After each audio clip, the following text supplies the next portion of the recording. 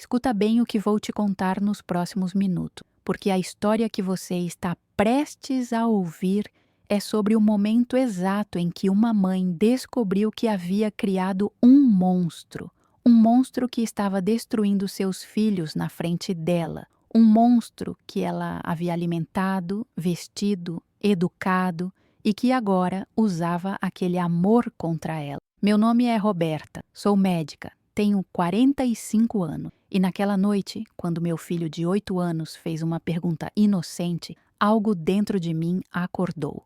Mas deixa eu te contar o spoiler dessa história para você entender por que você precisa ouvir até o final. Durante 47 dias consecutivos, eu gravei cada humilhação, cada insulto, cada momento em que aquele homem tentava destruir a minha autoestima na frente de meus filhos. E aquelas gravações não apenas me libertaram, aquelas gravações se tornaram prova legal que salvou 3.247 mulheres de relacionamentos abusivos. Sim, você leu certo. 3.247 mulheres tiveram coragem de sair porque viram minha história. E não é só isso. Aquelas gravações criaram um precedente legal que mudou como juízes tratam casos de abuso psicológico no Brasil. Um precedente que continuará salvando famílias por décadas. Essa é a história de como uma mulher invisível se tornou impossível de ignorar. Essa é a história de como um abusador pensou que era mais inteligente do que sua vítima e como foi completamente destruído por subestimar uma mãe. Essa é a história de coragem, de documentação, de proteção infantil. Essa é a história de como 47 dias mudaram tudo. Antes de começarmos, deixe nos comentários de onde você está nos ouvindo, se você se inscreve no canal para não perder próximas histórias, porque cada comentário que você deixa ajuda este canal a crescer, ajuda outras mulheres a encontrar esperança, ajuda vítimas de abuso a saber que não estão sozinhas. Obrigada. Agora, vamos começar.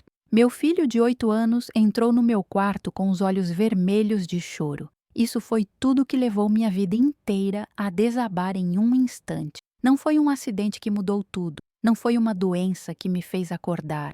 Não foi nem mesmo uma morte na família que me colocou em perspectiva. Foi uma pergunta. Uma simples pergunta que uma criança inocente fez para sua mãe. Mãe, por que o padrasto diz que você é uma fracassada?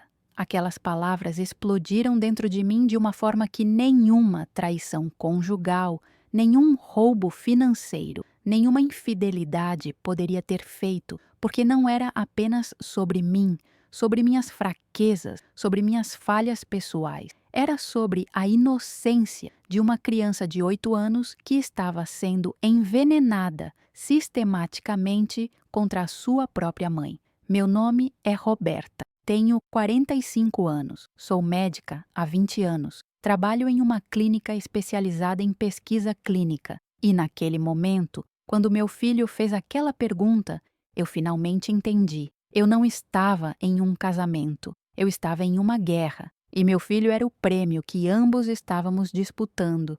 Deixa eu contar como cheguei aqui. Como uma mulher que havia trabalhado toda a vida, sim, toda a vida. Como single mother durante 8 anos, que havia criado 2 filhos completamente sozinha após um divórcio complicado, que havia se recusado a desistir mesmo quando tudo parecia impossível, permitiu que um homem enganoso a humilhasse em sua própria casa. Como aquela mulher forte, que eu sabia que era, permitiu ser diminuída por alguém que deveria estar apoiando-a. Seu nome era Daniel. E ele era exatamente o tipo de homem que toda mulher cansada de lutar acreditava que precisava. Conheci Daniel em um aplicativo de relacionamentos quando eu tinha 42 anos. Naquela época, eu tinha acabado de ser promovida a coordenadora de pesquisa clínica.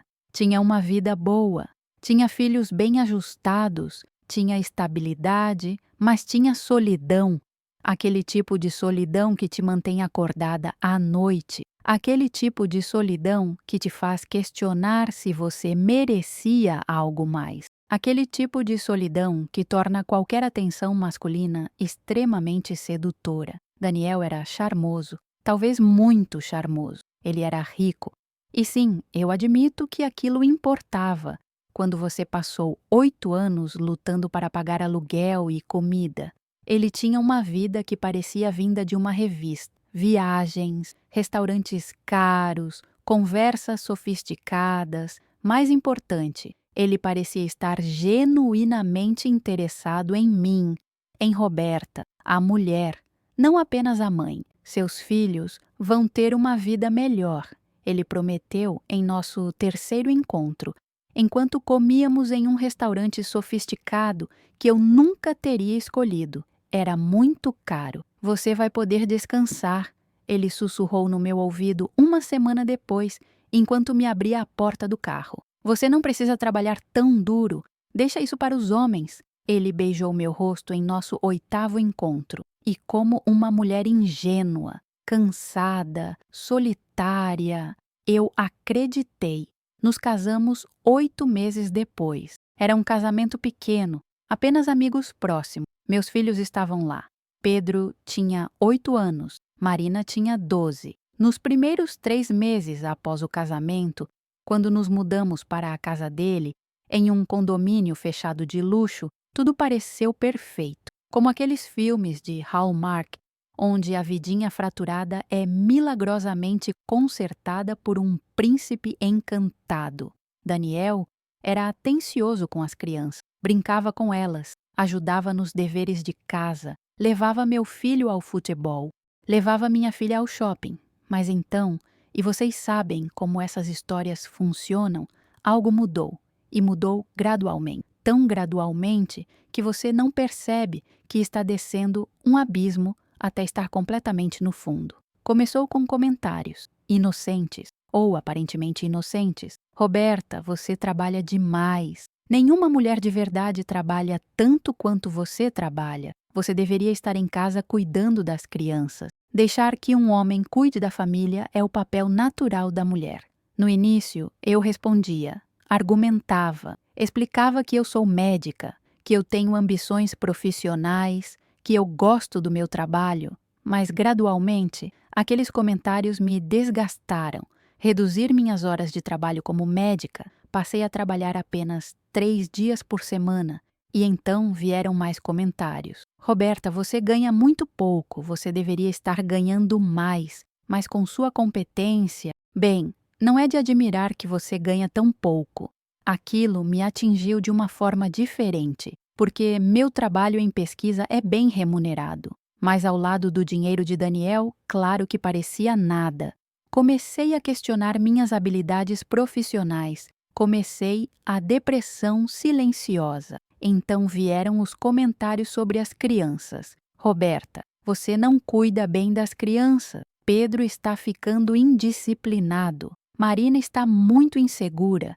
Você não cozinha direito. Você não limpa direito. Nada que você faz é bom o suficiente. E aqui está a parte que me fere mais quando reflito. Eu comecei a acreditar nele, porque quando você está sendo atacada diariamente, quando cada coisa que você faz é criticada, quando você é constantemente comparada a um ideal impossível, sua mente começa a aceitar que talvez ele esteja certo, talvez eu não seja uma boa mãe, talvez eu seja uma fracassada. E as crianças viam. As crianças absorviam cada palavra veneno, enquanto eu tentava desesperadamente ser a mulher que Daniel esperava que eu fosse. Marina começou a se afastar de mim. Ela passava mais tempo com Daniel do que comigo. Ela começava a questionar minhas decisões como mãe. Pedro começou a ficar ansioso, começou a ter pesadelos. Mas foi quando Pedro fez aquela pergunta que tudo mudou para sempre. Mãe, por que o padrasto diz que você é uma fracassada? Aquela pergunta foi como uma bofetada. Uma bofetada que acordou uma parte de mim que havia adormecido sob o peso das críticas constantes. porque não era apenas sobre mim estar sendo destruída emocionalmente. Era sobre meu filho estar internalizando mensagens envenenadas sobre sua própria mãe. Era sobre uma criança estar aprendendo que era aceitável humilhar mulheres. Era sobre o futuro estar sendo destruído agora. Naquela noite, depois que Pedro dormiu, e ele levou 45 minutos para dormir porque estava ansioso, eu fiz algo que não havia feito em semanas. Eu chorei. Não aquele choro silencioso, um choro profundo, gutural, do tipo que sai do seu núcleo mais profundo. E enquanto chorava, algo acordou dentro de mim. Não era raiva. Raiva é um luxo que você não pode se dar quando seus filhos precisam de proteção. Era clareza. Clareza de que eu havia permitido que um homem me manipulasse tão profundamente que meus próprios filhos estavam começando a acreditar que sua mãe era inútil. Naquela noite, peguei meu telefone e comecei a gravar. Não como um ato de vingança, mas como um ato de autopreservação. Durante os dias seguintes, enquanto Daniel continuava seu padrão de críticas, e claro que ele não sabia que estava sendo gravado, eu documentei tudo. Você é uma mulher fraca, Roberta. É por isso que seu primeiro marido a abandonou. É por isso que você vai ficar sozinha para sempre. Ninguém a quer de verdade. Vocês estão em uma situação onde você depende completamente de mim. Gravei. 47 segundos de pura manipulação. Seus filhos precisam de um homem verdadeiro. Precisam de alguém que não seja uma fracassada como você. Você é uma mãe incompetente. Você é uma médica incompetente. Você é incompetente em tudo o que tenta. Gravei. 1 minuto e 23 segundos. Ninguém a ama, Roberta. Você sabe disso, certo? Você sabe que, sem mim, você é absolutamente ninguém. Seus filhos seriam mais felizes se você desaparecesse. A vida de todos seria melhor. Gravei. 2 minutos. Essa última frase foi tão visceral que precisei sair da sala para não vomitar. Durante esses 47 dias de gravação, porque eu não poderia parar imediatamente, ele ficaria suspeitoso, eu também fiz outras coisas que foram cruciais. Liguei para meu pai. Meu pai é advogado especializado em direito de família. Tem 40 anos de experiência. Ele está fazendo abuso psicológico contra você e contra as crianças, disse meu pai. E havia raiva em sua voz. Uma raiva que eu não havia ouvido em anos. Roberta, o que você descreveu é padrão de abusador. Ele está isolando você, diminuindo sua autoestima, criando uma dinâmica onde você questiona sua própria realidade. Temos gravações de tudo? Perguntou ele. Temos, respondi, minha voz tremendo. Então você tem um caso de ouro, Roberta. Você pode retirá-lo da casa. Você pode processar por abuso. Você pode ganhar a guarda exclusiva das crianças com base em negligência parental e manipulação emocional. Liguei para minha melhor amiga. Ela é delegada de polícia em São Paulo, especializada em crimes contra mulheres. Preciso fazer um boletim de ocorrência sobre abuso psicológico, disse eu. Venha amanhã, respondeu ela sem hesitação. Traga as gravações, nós vamos fazer isso corretamente. Liguei para meu avô. Meu avô tem 88 anos e é um juiz aposentado. Você pode pensar que ele está fora do jogo, mas ele tem conexões, tem influência, tem conhecimento que vai além de qualquer código legal. Vovó, preciso de um conselho, disse eu quando chegou a videochamada. Ele ouviu a história, ouviu um trecho de uma das gravações, aquela onde Daniel disse que meus filhos seriam mais felizes se eu desaparecesse. E, por primeira vez em anos, vi lágrimas nos olhos do meu avô. Roberta, esse homem é um abusador serial. Ele provavelmente fez isso com outras mulheres antes de você. E vai fazer com outras depois, se não for parado. O que você sugere que eu faça? Perguntei. Você precisa sair dali, hoje. Hoje mesmo. Leve seus filhos, suas documentações e saia. Vou ligar para alguns colegas meus. Vou garantir que esse homem receba o que merece. E quero dizer, merece. Durante esses 47 dias também, eu preparei logisticamente. Peguei documentações que Daniel não sabia que eu tinha. Preparei um local seguro, a casa de minha mãe. Abri uma conta bancária separada. Documentei todos os comentários abusivos em um arquivo. Tirei prints de mensagens, porque quando você está planejando sair de um abusador, você não pode ser impulsiva. Você tem que ser estratégica. No dia 47, depois que Daniel saiu para trabalho, eu peguei os filhos da escola mais cedo. Fui para a casa de minha mãe com 2 malas, meu laptop com as gravações e meu coração disparado. A primeira coisa que fiz quando cheguei na casa de minha mãe foi colocar as crianças em um quarto e conversar com elas, porque eu precisava que Pedro e Marina entendessem que aquilo não era culpa deles, que o que estava acontecendo não era normalidade, que sua mãe não era realmente uma fracassada. Filhos, eu preciso conversar com vocês sobre algo muito importante, comecei, e ambos ficaram com medo. Crianças sentem quando algo grande está acontecendo. Vocês sabem que eu os amo mais do que qualquer coisa neste mundo, certo? Disse eu. Sabemos, mãe, disse Pedro, de 8 anos, sua voz pequena. Pois bem, eu preciso que vocês entendam algo muito importante.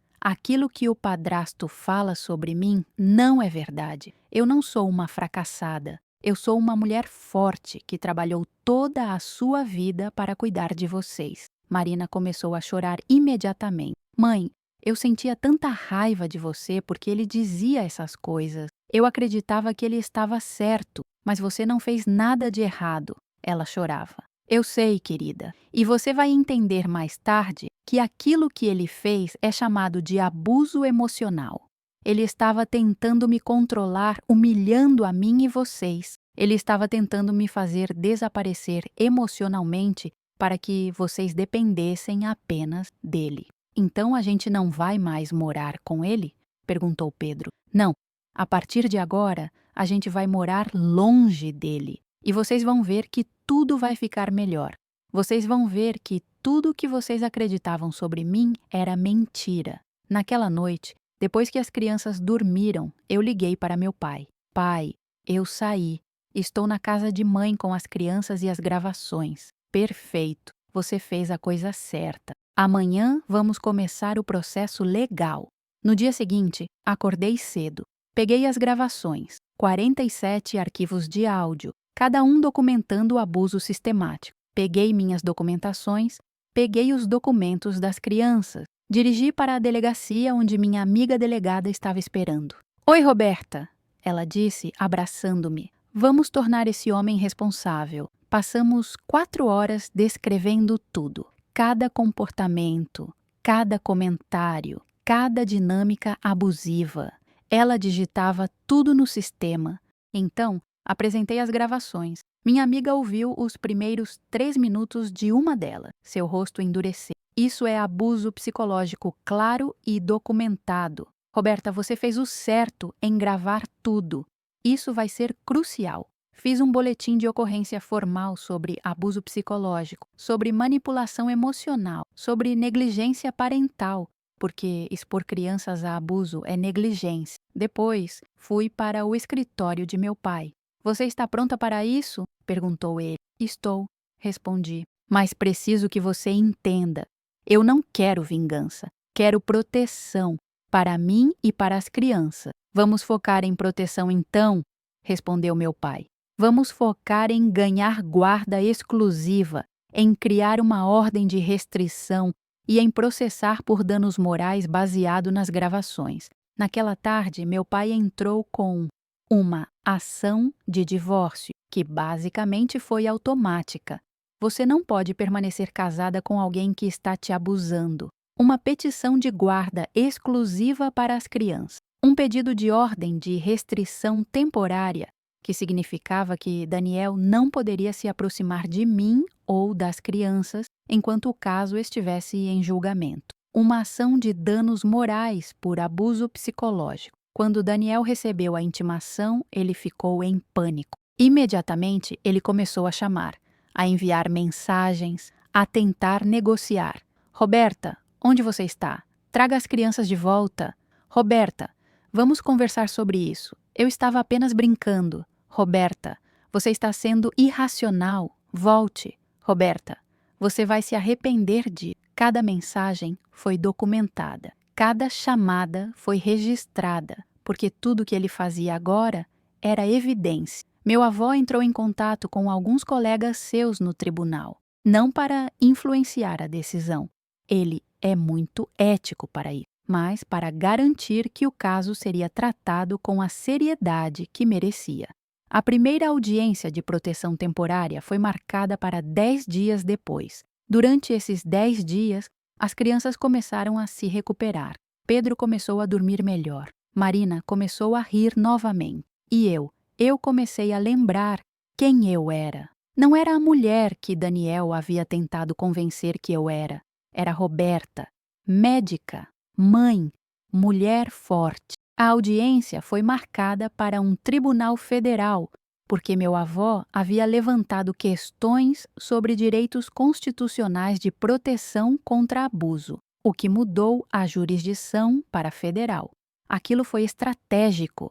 Federal significa juízes mais experientes, significa procedimentos mais rigorosos, significa menos espaço para abusadores conseguirem escapar por tecnicidades. Eu estava nervosa quando acordei naquele dia, mas também estava furiosa, porque aqui estava eu, uma mulher que havia dedicado sua vida inteira a ser boa, a trabalhar, a cuidar de seus filhos, a tentar ser esposa leal, e agora tinha que ir a tribunal para provar que merecia a proteção de alguém que escolheu viver em minha casa. A sala de tribunal era grande, formal, intimidadora. O juiz era uma mulher de aproximadamente 65 anos. Ela tinha uma expressão séria, a expressão de alguém que havia visto os piores comportamentos humanos e não tinha tempo para bullshit.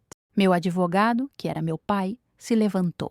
Vossa Excelência, minha cliente é uma médica respeitada que, durante um casamento de 3 anos, foi submetida a abuso psicológico sistemático. Este abuso não foi apenas verbal, foi constante, deliberado e desenhado especificamente para destruir sua autoestima e a relacionamento dela com seus filhos. O juiz me olhou. Senhora Roberta, você tem documentação deste abuso? Tenho, Vossa Excelência. Tenho 47 gravações de áudio onde meu marido me humilha, me insulta e ameaça meus filhos emocionalmente. Vou precisar de todas as gravações. Meu pai entregou um pendrive. O juiz o inseriu no computador da sala. Pediu para que o primeiro minuto de uma das gravações fosse reproduzido. A voz de Daniel ecoou pela sala. Você é uma mulher fraca, Roberta. Seus filhos precisam de um homem verdadeiro, não de uma mãe fracassada como você. Você poderia ouvir o desdém em cada palavra, a frieza, a intencionalidade de ferir. Quando a gravação terminou, o juiz se inclinou para trás na cadeira. Seu rosto havia endurecido. Senhor Daniel, você tem algo a dizer em sua defesa?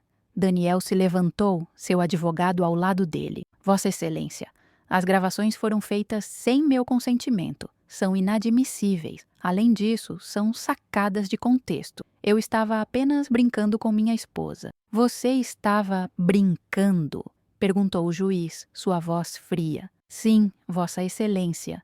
Era apenas uma dinâmica que tínhamos. Uma dinâmica, repetiu o juiz. Senhor Daniel, eu ouvi uma das gravações, na qual você disse que os filhos da senhora Roberta seriam mais felizes se ela desaparecesse. Isso é brincadeira? Daniel empalideceu. Vossa Excelência, eu... Não precisa continuar.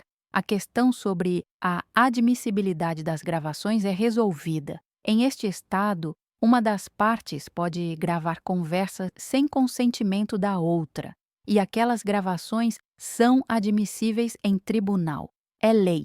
Meu pai então apresentou a análise pericial das gravações. Um especialista em análise de fala estava presente, alguém que meu avô havia recomendado. Em minha análise profissional de 20 anos, disse o especialista, as gravações apresentadas não mostram sinais de edição, não mostram sinais de falta de contexto. Pelo contrário, mostram padrão consistente de abuso emocional durante período prolongado. Padrão consistente, repetiu o juiz tomando nota. Depois de 3 horas de audiência, o juiz se inclinou para a frente. Com base em todas as evidências apresentadas, considero provado o abuso psicológico. Declaro que a senhora Roberta está submetida a abuso emocional sistemático por parte do senhor Daniel. Meu coração começou a bater mais rápido. Portanto, vou decretar 1. Guarda exclusiva para a senhora Roberta. Os filhos permanecerão em sua guarda. 2. Uma ordem de restrição. O senhor Daniel não pode se aproximar da senhora Roberta ou dos filhos dela a menos de 500 metros. 3. Visitação supervisionada. Se o senhor Daniel deseja ver seus filhos, e eu dizia filhos, porque tecnicamente são enteados dele, será apenas sob supervisão de uma terceira parte aprovada pelo tribunal, uma vez ao mês. 4. O senhor Daniel será responsável pelo pagamento de pensão alimentícia para as crianças e será ordenado a pagar indenização de R$ 100.000 à senhora Roberta por danos morais. Eu não ouvi mais nada depois disso. A sala começou a girar. Meu pai me abraçou. Quando saí daquela sala, havia câmeras, havia jornalistas, porque, sem que eu soubesse, meu avô havia alertado a mídia sobre o caso. Não por sensacionalismo, mas porque ele sabia que quanto mais pública a sentença, mais difícil seria para Daniel apelar. Naquela noite, quando voltei para casa, liguei para as crianças. Vocês estão seguros agora, sussurrei para ele. Vocês estão seguros agora. Mas a história não termina na sala de tribunal. Na verdade, foi onde as coisas ficaram realmente interessantes, porque descobriu-se que Daniel não era apenas um abusador de primeira viagem. Ele tinha um histórico. Sua primeira esposa, com quem havia sido casado por 7 anos, havia sofrido exatamente o mesmo tipo de abuso que eu havia sofrido, os mesmos insultos, a mesma dinâmica de controle, a mesma tentativa de alienação parental.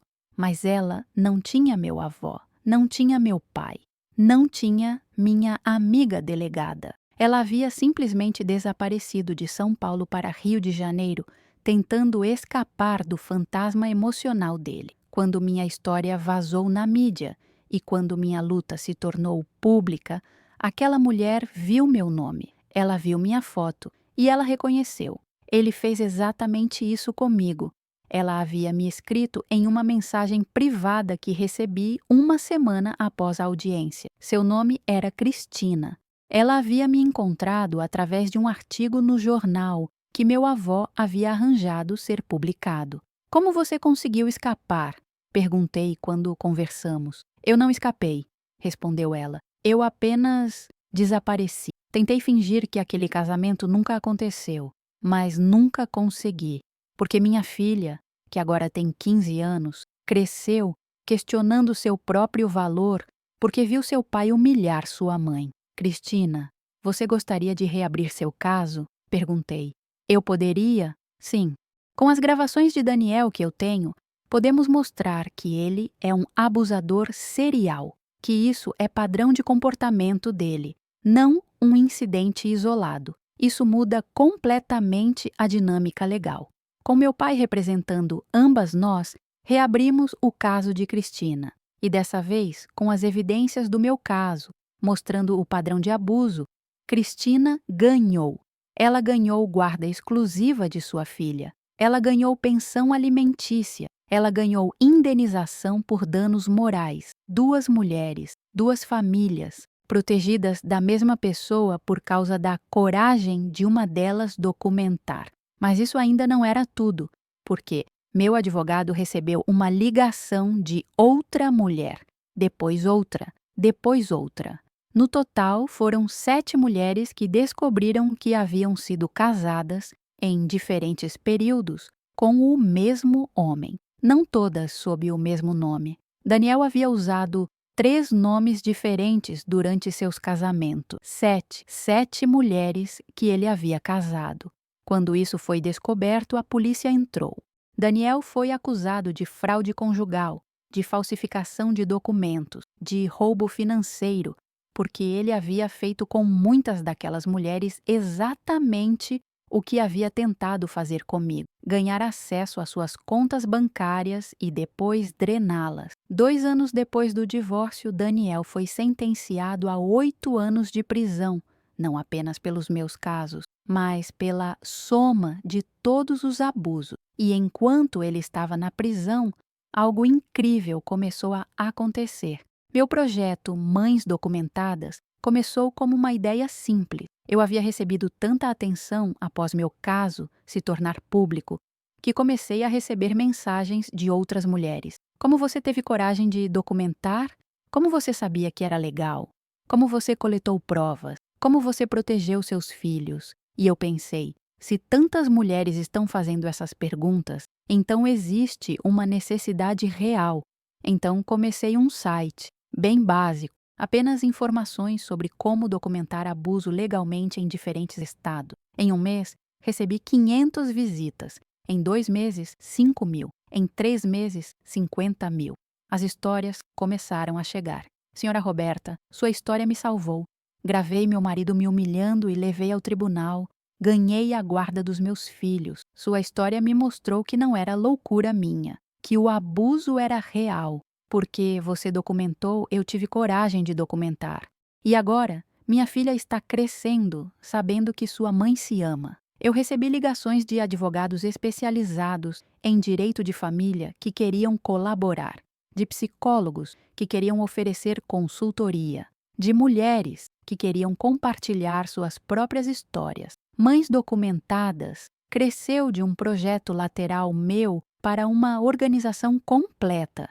Comecei a oferecer seminários gratuitamente em comunidades. Ensinava mulheres como gravar legalmente, como armazenar as gravações de forma segura, como não ficar paranoia sobre ser descoberta enquanto coleta evidências, como organizar uma estratégia de saída de um relacionamento abusivo. Em 5 anos, Mães Documentadas havia ajudado 3.247 mulheres. Não apenas mulheres que estavam em relacionamentos abusivos como o meu, mas avós que estavam sendo deixadas de lado por filhos, mães que estavam sendo alienadas de seus filhos, mulheres que estavam sendo manipuladas financeiramente. Cada uma delas usou a documentação como ferramenta de proteção.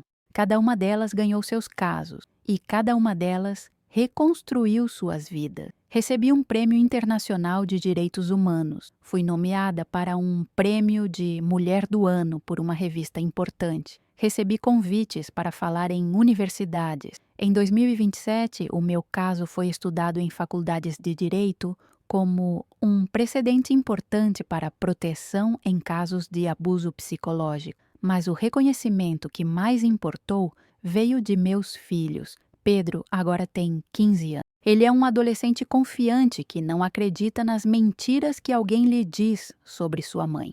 Marina agora tem 19 anos. Ela está estudando assistência social, trabalha como voluntária com mulheres que sofreram abuso. Ambos escolheram suas carreiras não apesar do que passaram, mas por causa do que passaram. Eles se tornaram ativistas sem intencionar, simplesmente vivendo suas vidas baseados no exemplo que sua mãe havia estabelecido. Daniel continua tentando apelar à sentença. Continua enviando cartas da prisão dizendo que foi injustiçado, mas eu não leio mais suas cartas, porque finalmente ele se tornou irrelevante. Não porque ganhei. Ganhei sim, mas não porque destruí ele. Eu destruí sim, mas esse não é o ponto. O ponto é que eu construí. Eu construí uma vida melhor para meus filhos. Eu construí uma carreira que não apenas me satisfaz, me propõe. Eu construí um projeto que salva famílias. Eu construí respeito por mim mesma. E nenhuma sentença judicial, nenhum prêmio internacional, nenhum reconhecimento externo poderia competir com aquela construção interna. 10 anos depois daquele dia em que Pedro me perguntou por que o padrasto dizia que eu era uma fracassada, recebi uma ligação que me deixou em choque. Senhora Roberta, meu nome é Sofia, sou filha biológica do Daniel de um relacionamento anterior que você nem conhece. Meu coração acelerou. Oi, Sofia, tudo bem? Tudo bem agora. Mas eu liguei porque descobri sobre você. Descobri que você documentou o abuso do meu pai. Descobri que você o processou. Descobri que suas ações protegeram não apenas seus filhos, mas minha mãe também. Sofia, eu não sabia que Daniel tinha filhos além de Pedro e Marina. Tenho. E por muito tempo, acreditei que ele era culpado de nada. Minha mãe nunca contou sobre o abuso, ela apenas desapareceu da vida dele e tentou nos criar sozinha na melhor forma possível. Mas agora você sabe? Perguntei suavemente, já sabendo a resposta. Agora eu sei, porque quando meu pai tentou fazer comigo o que fez com minhas mães, abuso emocional, manipulação, eu reconheci os sinais imediatamente, porque sua história estava em toda parte, seus vídeos, seus ensinamentos, sua coragem. Sofia começou a chorar. E quando confrontei meu pai sobre isso, ele finalmente admitiu. Admitiu que era um abusador. Admitiu que havia feito isso com múltiplas mulheres. Admitiu que sua vida havia sido destruída porque você foi corajosa o suficiente para documentar. Sofia, eu sinto muito que você tenha passado por isso, disse eu. Mas eu queria agradecer você, porque se você não tivesse sido corajosa, eu provavelmente teria aceitado aquele abuso como algo normal. Eu provavelmente teria me tornado uma vítima também. Conversamos por 1 hora. Sofia estava em um programa de recuperação para filhos de abusadores. Um programa que havia sido desenvolvido especificamente baseado em meu trabalho com crianças que haviam sido expostas a abuso. Você está mudando gerações, disse Sofia. Você está quebrando ciclos. Meus filhos, quando os tiver, nunca vão crescer acreditando que abuso é normal, porque sua mãe foi corajosa. Quando desligamos, eu estava em paz profunda, profundamente em paz, porque finalmente tudo fazia sentido cósmico. Meu sofrimento não havia sido em vão, minha dor havia sido transformada em ferramenta de proteção. Minha coragem havia criado ondas que continuavam se expandindo, tocando pessoas que eu nunca conheceria. Recebi um prêmio internacional de direitos humanos. Sim, já mencionei, mas este era diferente. Era da ONU. Recebi um reconhecimento do Ministério da Justiça. Recebi convites para trabalhar em diferentes países, mas tudo isso é irrelevante comparado ao que realmente importa. 3. 247 mulheres estão seguras. Inúmeras crianças estão crescendo sem ser envenenadas por abusadores. Gerações futuras vão beneficiar de ciclos quebrados. Naquela noite, sozinha em meu apartamento, um apartamento que eu escolhi, decorei e pago com meu dinheiro, eu coloquei a gravação original no meu computador. Aquela gravação que havia coletado quando Pedro fez sua pergunta. E logo depois, a voz de Daniel humilhando, criticando, destruindo. Assisti aquilo por completo uma última vez. E ao final chorei.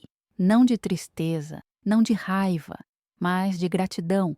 Porque daquela dor, daquela humilhação, daquela noite escura quando uma criança fez uma pergunta inocente que acordou uma mulher que havia adormecido, nasceu uma força. Uma mulher que se recusou a ficar invisível. Uma mulher que documentou, uma mulher que protegeu, uma mulher que inspirou outras mulheres a fazer o mesmo. E agora, em cada mulher que escapa de um abusador porque conseguiu coragem através da minha história, eu vejo a mim mesma. E mais importante, eu vejo a mulher que sempre fui, mas que um abusador tentou me convencer que não era. Essa mulher forte, que lutou, que venceu, que se recusou a aceitar a narrativa de um homem sobre quem ela deveria ser. E porque uma mulher disse não, porque uma mãe protegeu seus filhos, porque alguém documentou abuso, gerações foram libertadas, famílias foram salvas, ciclos foram quebrados. E aquela, minha querida, é a maior vitória de todas, porque quando você recusa ser invisível, você se torna um farol para todas as outras que estão no escuro.